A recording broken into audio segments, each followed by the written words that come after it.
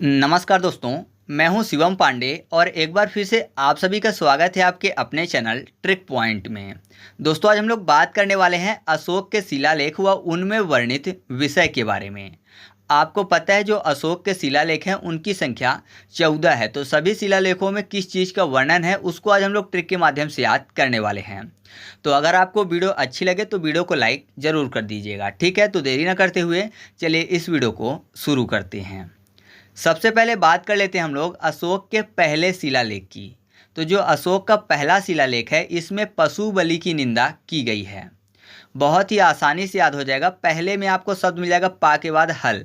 हल शब्द लिखा हुआ है ना। हल मतलब जिसको पहले किसान चलाया करते थे और उसको खींचा कौन करते थे, तो उसको पशु खींचा करते थे। मतलब जो बैल होते थे वो खींचा करते थे हल को, और बैल क्या होते थे, पशु हुआ करते थे। तो आप ऐसे आसानी से याद रखिएगा कि पहला में हल शब्द लिखा हुआ है, हल जो है पशु खींचा करते थे। तो आपको याद हो जाएगा कि पहले शिलालेख में किस चीज़ का वर्णन है, पशु बलि की निंदा का वर्णन है। ठीक है, इसके बाद हम लोग बात कर लेते हैं अशोक के दूसरे शिलालेख की। तो जो अशोक का दूसरा शिलालेख है इसमें अशोक ने मनुष्य एवं पशु दोनों के चिकित्सा व्यवस्था का उल्लेख किया है। तो यहाँ पर देखिए दोनों शब्द वैसे लिखा हुआ है, तो दो से भी आप कंफर्म कर लेंगे कि दूसरे शिलालेख की बात हो रही है। अगर आप इससे याद नहीं करना चाहते हैं तो यहाँ पर देखिए चिकित्सा की बात हो रही है, और चिकित्सा के लिए डॉक्टर के पास जाते हैं तो डॉक्टर में आपको डॉ शब्द मिल जाएगा। डॉ फॉर दो, मतलब दो की बात हो रही है। तो आप ऐसे याद रखिएगा कि दूसरे शिलालेख में किस चीज़ का वर्णन है, इसमें मनुष्य ने पशु और जो मनुष्य हैं उनके चिकित्सा व्यवस्था की बात की है। ठीक है, तो आगे बढ़ते हैं। इसके बाद हम लोग बात कर लेते हैं अशोक के तीसरे शिलालेख की। तो जो अशोक का तीसरा शिलालेख है इसमें राजकीय पदाधिकारियों को यह आदेश दिया गया है कि वो हर 5वें वर्ष के उपरांत दौरे पर जाएं, और इस शिलालेख में कुछ धार्मिक नियमों का भी उल्लेख किया गया है। तो यहाँ पर मुख्य रूप से क्या याद करना है कि 5वें वर्ष के उपरांत दौरे पर जाएं, जो पदाधिकारी हैं उनकी बात हो रही है। तो आपने 5 से रिलेटेड और 3 से रिलेटेड, क्योंकि तीसरा अभिलेख है और यहाँ पर 5 शब्द लिखा हुआ है, 5वें वर्ष जाएंगे तो 3 और 5 शब्द लिखा हुआ है। बोलते हैं ना कि ज़्यादा 3-5 मत करो। 3-5 करना मतलब एक फ्रॉड टाइप का है ना, मतलब जो फ्रॉड करते हैं उनको बोलते हैं कि तुम ज़्यादा 3-5 मत करो। तो नॉर्मली आपने ये शब्द सुना होगा 3-5 करना, ठीक है, एक मुहावरे जैसा है। तो 3-5 करना, तो 3 से आप याद रखिएगा तीसरा शिलालेख और 5 से 5वें वर्ष। तो आपको ऐसे आसानी से ऑप्शन देख के याद हो जाएगा कि इसमें क्या बात की गई है कि जो पदाधिकारी है वो हर 5 वर्ष बाद दौरे पर जाएं। ठीक है, तो आप ऐसे इस पॉइंट को आसानी से याद रख सकते हैं। इसके बाद हम लोग बात कर लेते हैं अशोक के चौथे शिलालेख की। तो जो अशोक का चौथा शिलालेख है इस अभिलेख में भेरी घोष की जगह धम्म घोष की घोषणा की गई है।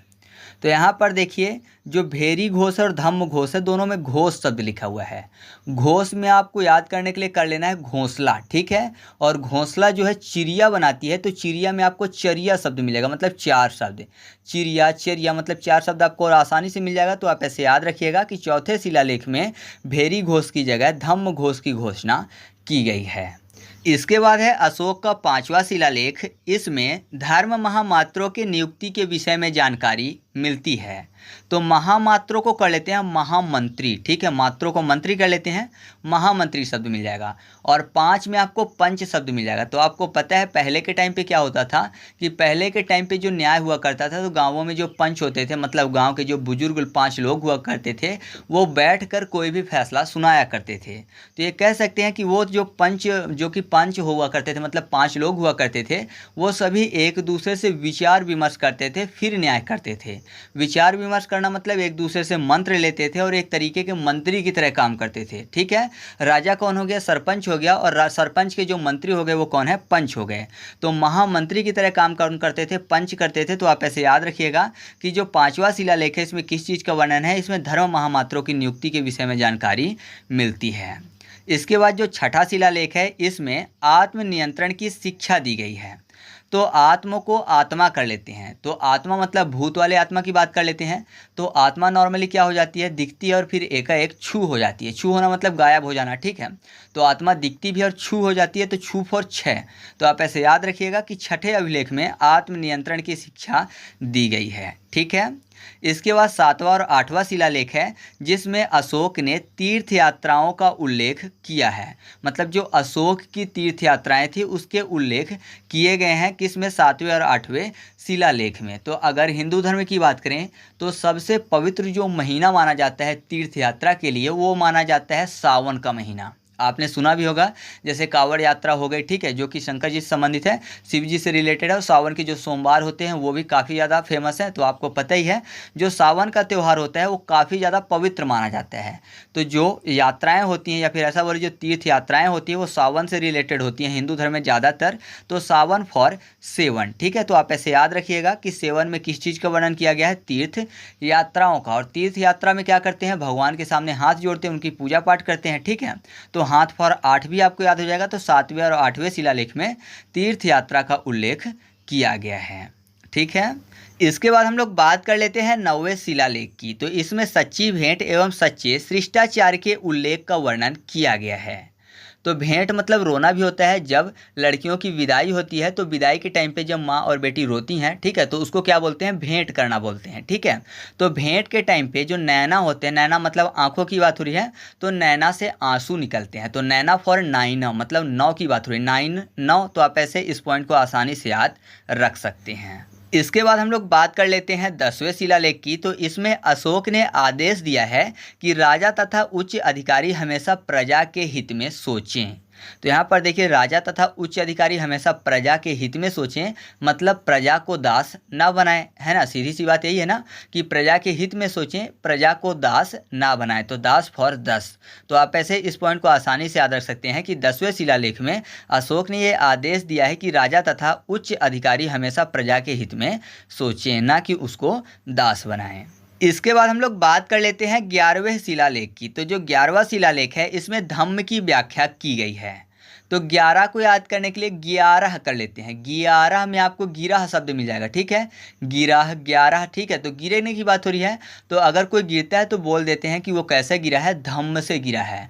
तो धम्म से आपको याद हो जाएगा कि इसमें धम्म की व्याख्या की गई है, ठीक है। तो याद रखिएगा 11 में किस चीज़ की व्याख्या की गई है, धम्म की व्याख्या की गई है। फिर है 12वां शिलालेख। तो इसमें स्त्री महामात्रों की नियुक्ति एवं सभी प्रकार के विचारों के सम्मान की बात की गई है। तो नॉर्मली स्त्री की बात हो रही है, ठीक है। ये एक पहला जो मिला है शिलालेख जिसमें स्त्री की बात की गई है। तो यहाँ पर देखिए 12 में आपको शब्द मिल जाएगा बड़ा। तो जाहिर सी बात है जो स्त्रियां होती हैं उनका बड़ा स्थान होता है। जैसे कि स्त्री में माँ हो गई, तो जाहिर सी बात है माँ का स्थान सभी इंसानों के जीवन में सबसे बड़ा होता है। तो बड़ा फॉर 12। तो आप ऐसे याद रखिएगा कि 12वें शिलालेख में किस चीज़ का वर्णन है, इसमें स्त्री महामात्रों की नियुक्ति एवं सभी प्रकार के विचारों के सम्मान की बात कही गई है। या फिर बोलिए कि सभी लोग यानी सभी के विचारों को सुनना भी बड़ी बात होती है, ठीक है। राजा जो होते हैं नॉर्मली सभी के विचार नहीं सुनते, है ना, अपने मन का करते हैं, आपने देखा होगा इतिहास में। लेकिन अगर कोई सभी के विचार सुनता है तो जाहिर सी बात है वो महान राजा है, बड़ा राजा है। इसके बाद जो है वो 13वां शिलालेख है जिसमें कलिंग युद्ध का वर्णन किया गया है एवं अशोक के हृदय परिवर्तन की बात कही गई है। और इसी में पड़ोसी राजाओं का वर्णन भी है। तो यहाँ पर देखिए 13 में आपको तीरह शब्द मिल जाएगा, मतलब तीर की बात।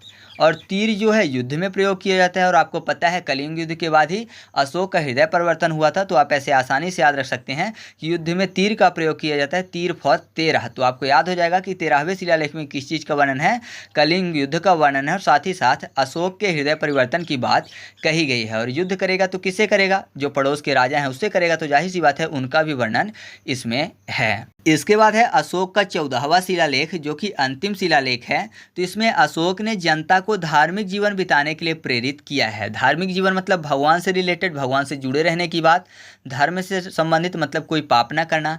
तो जाहिर सी बात है जो भगवान से यानी धार्मिक जीवन से जुड़े रहेंगे वो हमेशा भगवान के चरणों में ध्यान लगाएंगे। चरण मतलब फुट, फुट फॉर 14। तो आप ऐसे याद रखिएगा 14 मतलब 14। तो 14वें शिलालेख में किस चीज़ का वर्णन है, धार्मिक जीवन बिताने की बात कही गई है, ठीक है।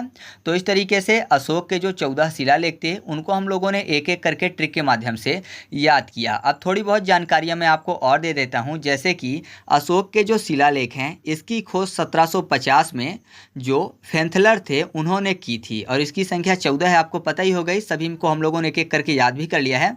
एक पॉइंट आप ये याद रखिएगा कि मास्की और जो गुर्जरा अभिलेख है इसमें अशोक का नाम जो है वो अशोक मिलता है, ठीक है। तो इस चीज़ को आप याद रखिएगा। और और ये भी आप याद रखिएगा कि जो कलिंग का युद्ध हुआ था वो कब हुआ था, 261 ईसा पूर्व हुआ था। ठीक है, तो ये चीज़ भी याद रखिएगा, ये भी काफ़ी ज़्यादा महत्वपूर्ण है। और एक पॉइंट और याद रखिएगा कि अशोक के अभिलेख जो है उसको पढ़ने में सबसे पहली सफलता 1837 ईस्वी में जेम्स प्रिंसेप ने प्राप्त की थी। ठीक है, और अशोक की जो मतलब कि ये जो शिलालेख हैं ये किस लिपि में लिखे गए थे, तो ब्राह्मी लिपि, खारोष्ठी लिपि और ग्रीक और अरमाइक लिपि का प्रयोग किया गया था अशोक के शिलालेख और शिलालेख के साथ जो स्तंभ लेख थे और गुहा लेख को लिखने में। ठीक है, तो ये चीज़ें आप इनसे संबंधित याद रखिएगा। तो इस तरीके से अपना ये वीडियो कंप्लीट हुआ। आपको वीडियो कैसा लगा कमेंट करके बताइएगा। अगर वीडियो अच्छा लगा तो वीडियो को लाइक कर दीजिएगा और अपने दोस्तों के साथ भी शेयर कर दीजिएगा। तो चलिए मिलते हैं अगले वीडियो में, तब तक के लिए जय हिंद।